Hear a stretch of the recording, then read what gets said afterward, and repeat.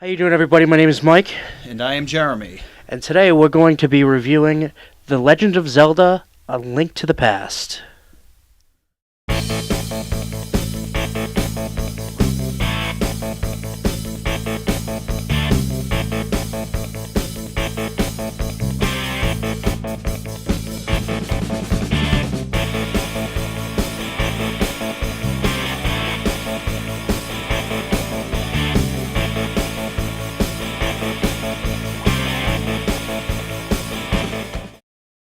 The Legend of Zelda: A Link to the Past is the only Zelda game made for the Super Nintendo. Released in 1991 in Japan and 1992 in North America and Europe. This game has sold 4.61 million copies and even more from various re-release versions of the game. Other systems are the Game Boy Advance, Wii, and just recently the Wii U. Credit for the game goes entirely to Shigeru Miyamoto and his team. The development for Zelda started for the NES but moved to SNES. The team wanted to improve every aspect of the game from the original Zelda. Some differences from the original include not using a rupee to shoot an arrow, you can walk diagonally, and an improved swinging of the sword. The game is an overhead third-person action-adventure open-world game where the hero, named Link, must save the Princess Zelda and 6 other descendants of the 7 Sages. A Link to the Past is a prequel to The Legend of Zelda and Zelda 2. This game follows the Hero is Defeated timeline as a sequel to the Ocarina of Time. The game has received amazingly high reviews from almost everyone that rates the game. President and Chief Operating Officer of Nintendo of America, Reggie, says that this is one of his favorite Zelda games. Many top 100 video game of all time lists contain A Link to the Past within the top 20 games. IGN recently rated this game as the second best game of all time. Now on to our actual review. First of all, let's just talk about a couple of different things that you liked about the game. What was like one of your favorite things about this game?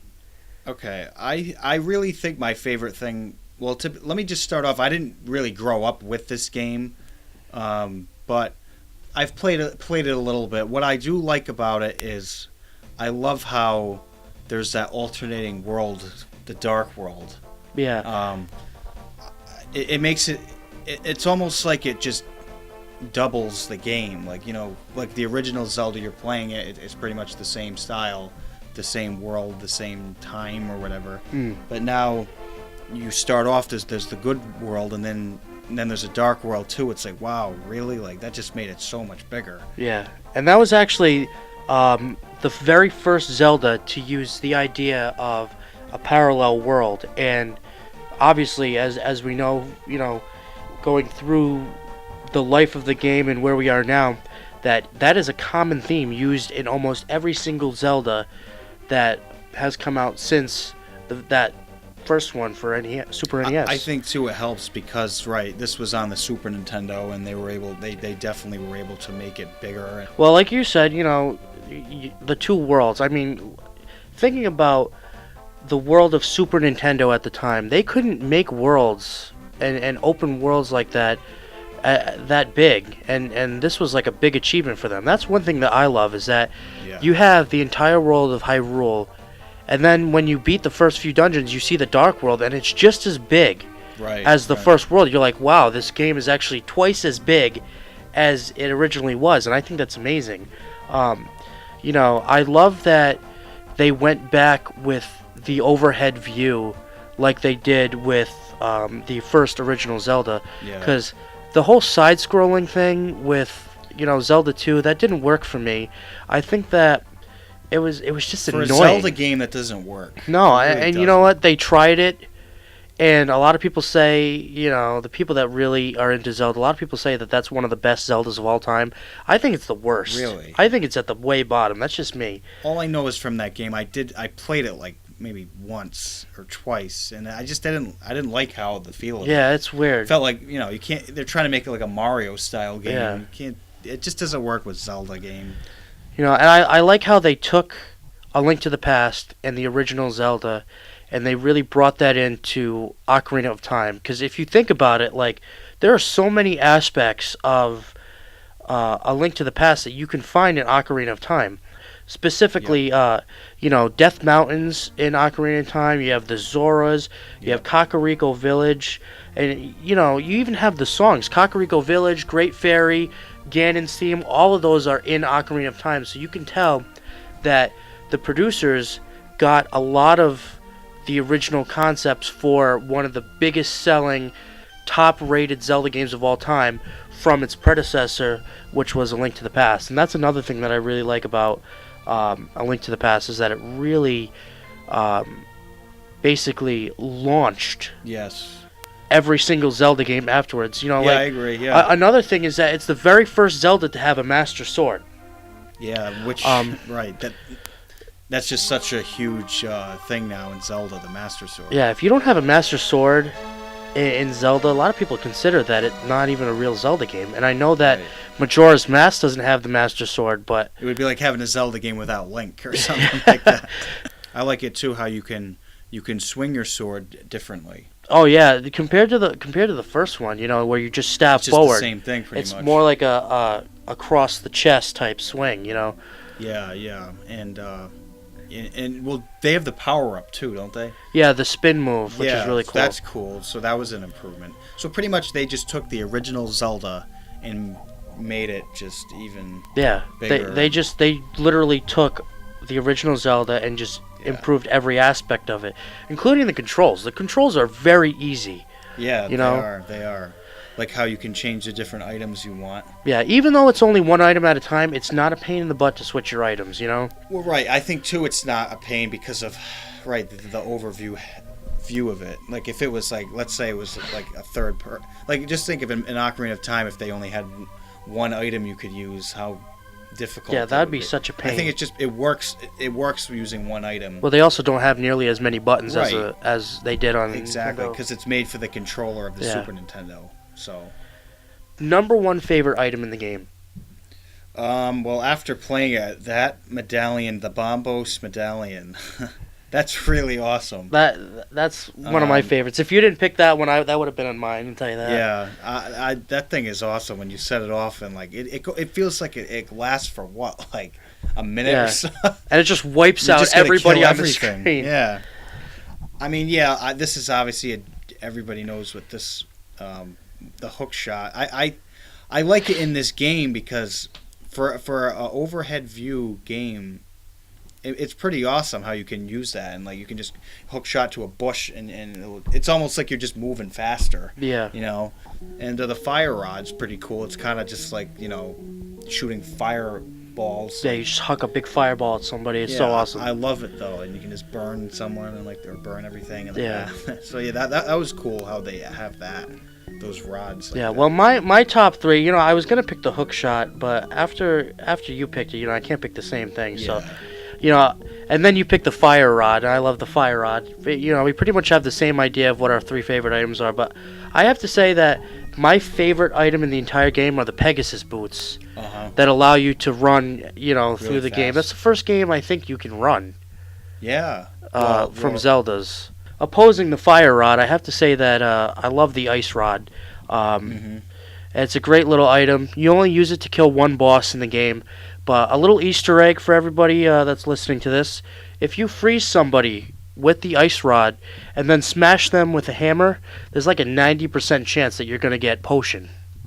Now, let's talk about some of the music we have here, because a lot of the music from this game really is used like in pretty much every other Zelda game. Yeah, I agree for sure. Well, I do have to say that the very first song, when you first turn on the game, you see that little Nintendo symbol, and then you see the Triforce comes together. I always get souped. I always get wicked excited about that, because it's just epic to me, because that's just my childhood. Yeah, But I love how they have the classic Zelda theme, like the original overworld theme that they had in the original NES game. you gotta have that. Yeah. Which was kind of upsetting when I didn't hear it in Ocarina of Time. Yeah, I don't know. I guess they just decided not to put it in. But in the original Zelda, that's all they had, right? Was just that That and then the dungeon theme was a Well, different. yeah, the dungeon thing. But anyway, the music, all these Zelda games have great music. What's your favorite song from the game? It has to be the Dark World theme. I love that. I love that. I mean, song. I think that's probably everybody, but it's so great. Like, you know, when you think back to these games, that's what sticks out at you is music. Yeah. And that song just sticks out to me. I wish they put it in other games. I haven't heard that in any other game except for A Link to the Past. I think it's just one of those things. Like, So let's just think about the different music that was brought into Ocarina of Time from A Link to the Past. okay, You have Zelda's theme. Yes. Yep. Everybody knows that one.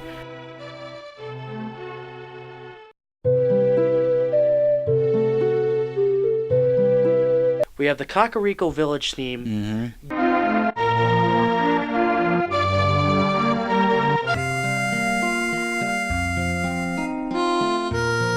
Ganon's theme.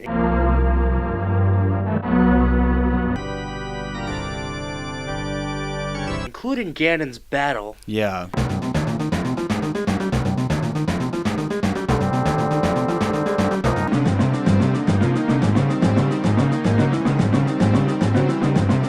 But the Great Fairy theme, that has been the one theme that is still used for every title menu of every Zelda game.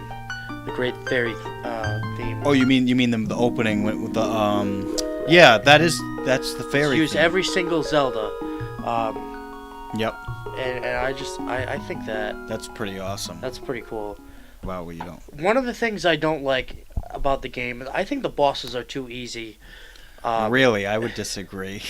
Well, I guess that just could be, because I've been playing the game since Probably. it came out, but I really have never found the bosses to be that difficult. I think Ganon was really hard. Ganon's hard. Another thing that I'm not really a fan of in the game is that there are a lot of items that you just don't need. Some of the items that you don't need are one of my favorite items, the Bombos Medallion. It's one of the best items in the game, and you don't need it. The other two medallions you need to get into one of the dungeons, but this one you don't need for anything. That kind of bugs me. Also, the bug net. You can use it to catch bugs. Obviously, you use it to catch fairies. But if you're good enough where you don't need to catch fairies, you don't need it. Also, magic powder and the magic cape. Magic cape makes you invisible, of course, but the magic powder turns enemies into other kinds of enemies. I mean, that's a cool feature, but like I said, you don't need it, and that's one thing I don't like. I wish you needed every single item you have. Okay, so lastly, how we always like to throw this in here. Just a couple of cool things. Some of these things we already said, but I still want to throw them out there to you guys. Like we said before, in case you missed it, this was the first Zelda game to introduce the Master Sword, which, as everybody knows, is one of the most common things in all the Zelda games. And it was the first Zelda to introduce an alternate or parallel world.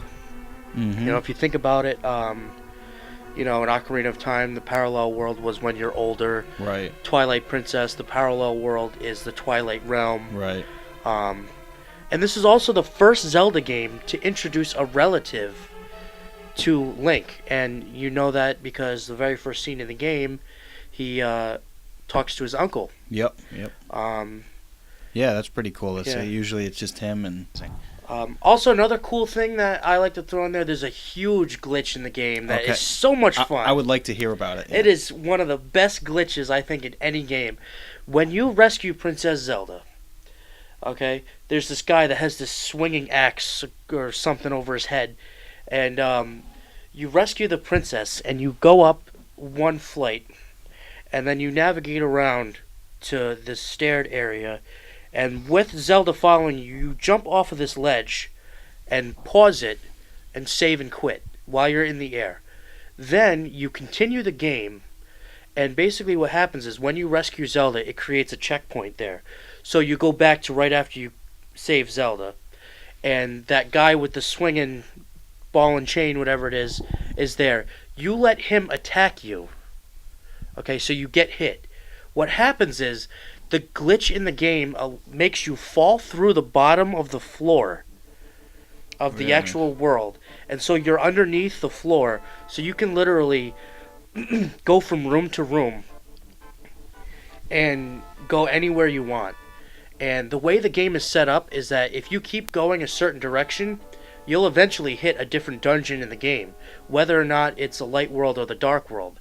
But the biggest glitch is after you become falling through the floor and end up underneath the ground, if you just press up and nothing else, you can make it to the room where the Triforce is within about 3 minutes. Really? And you can beat the entire game. Really? Yeah, you can beat the entire game right then, and it is so funny because after you beat the game, it's like at the beginning of the game, it's all rainy. Remember that part where it's all rainy at the beginning of the game? The game's all happy and ending, but it's still raining.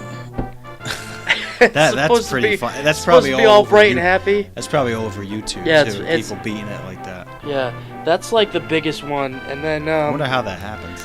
yeah, and that actually took a while to find. I heard. Mm.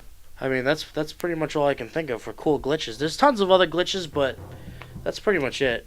You know, you can go into depth with the whole glitch with falling through the ground, and we'll show you some footage from that one. But that's about it. Yeah, so definitely a great game for sure. Oh yeah, totally. It received a second best game of all time by G4, top 100 games of all time. It made it to number 2. Wow, that is amazing. Beating out Ocarina of Time. Yeah. By like shocking. 9 spots, which is crazy. Yeah. It could be because of maybe a lot of things from Ocarina were taken from it. Yeah. Or Yeah, that's what you have to think of. You have to think, where did gaming come from? And when you're talking about Zelda, it came from Link to the Past. Link to the Past. Yeah. So it's definitely a huge influence on Zelda games. So we definitely give this game a 10 out of 10. We hope you guys all try it. You know, you have tons of different ways to try it. You know, we'd love to hear what you guys think. If any of our information is wrong, please tell us. You know, we're not professionals. We're just talking about what we know. Yep. By what we research and stuff. Let us know what you think. Thank We'll you. See ya. We'll see you around.